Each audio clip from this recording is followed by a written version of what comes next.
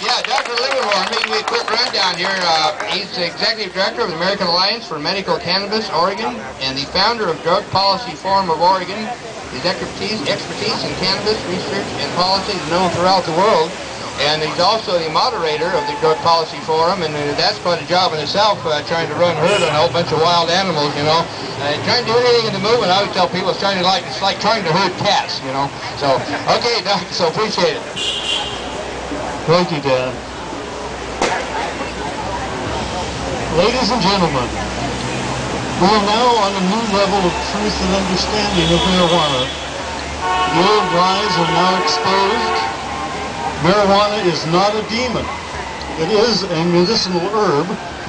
Marijuana does not turn people into homicidal maniacs. It safely treats a wide variety of physical and emotional illnesses.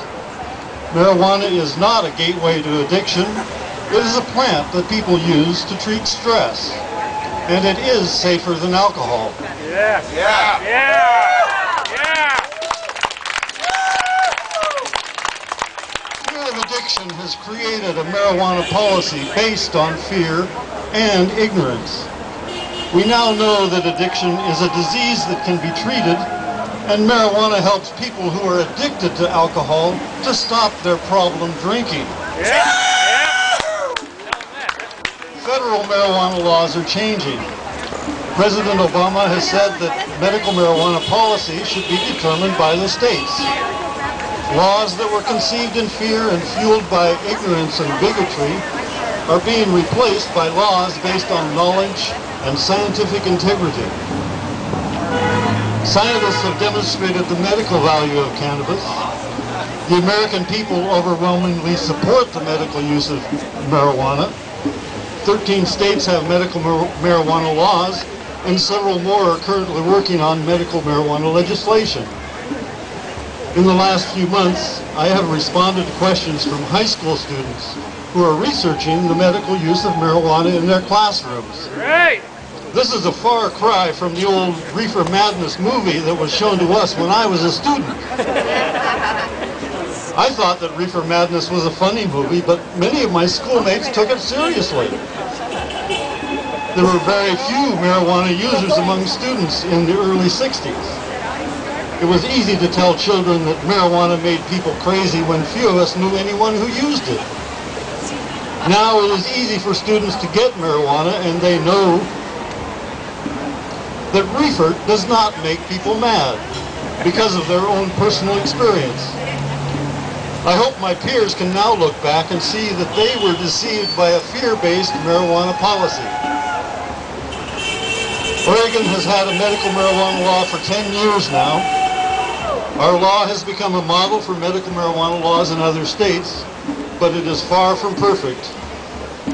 The Oregon legislature is debating the issue of how to improve our law. The cultivation and distribution of medical marijuana must not be impeded by paranoid law enforcement that sees imaginary widespread abuses of our current law. Marijuana is a safe and effective medicine. It's safer than aspirin. You can overdose on aspirin and bleed to death from abdominal ulcers, but marijuana is not toxic and cannot kill you. Even if you eat more marijuana brownies than you should, you will just get couch locked and then go to sleep. Patients who use medical marijuana do not get intoxicated. They titrate their dosage to obtain the desired therapeutic effect and then stop. In a recent forum on the politics and science of medical marijuana, Dr. Robert DuPont made a claim that marijuana is a leading cause of auto accident deaths in this country. Right. Dr. Donald Abrams immediately interrupted and said that was totally ridiculous and that people drive better. The fear-based thinking that Dr. DuPont presents will not be tolerated anymore. President Obama recently said in his scientific integrity memorandum, the public must be able to trust the science and scientific process in forming public policy decisions. Right. When respected authorities such as Dr. DuPont make false claims about marijuana, they lose the public trust. Right. Whoa.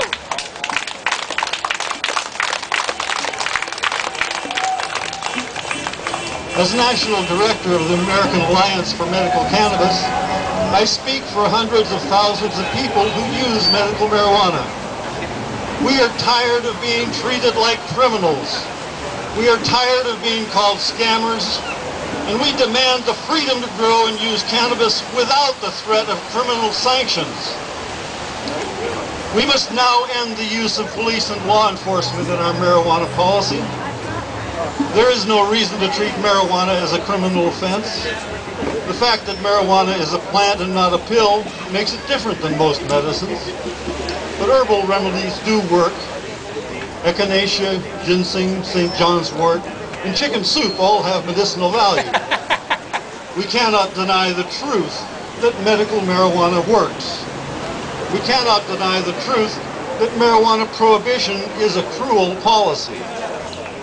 Not only is marijuana prohibition cruel to patients who need it for medicine, it denies medical marijuana growers the freedom to participate in normal businesses.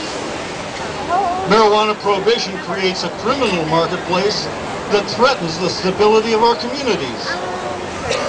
We must have legal access to medical marijuana. The current caregiver-grower model does not give us access to medical marijuana. It only allows patients to grow their own. Waiting months for your plants to mature doesn't help people who need it today. And patients who can't grow it themselves or find a caregiver to grow it for them are forced to buy it from a criminal marketplace. To end the prohibition of marijuana, we must eliminate the laws that were created for political, not scientific reasons. We must remove marijuana from the No Medical Use Schedule 1 list in the Controlled Substances Act. We must trust the people who love to grow plants and allow them to freely grow medical marijuana. Not only will we stop wasting our time and money on laws we don't need, we will stop supporting the violent people who depend on those laws to finance war. As we celebrate Medical Marijuana Awareness Week, we demand the freedom the founders of this country had to grow and use marijuana.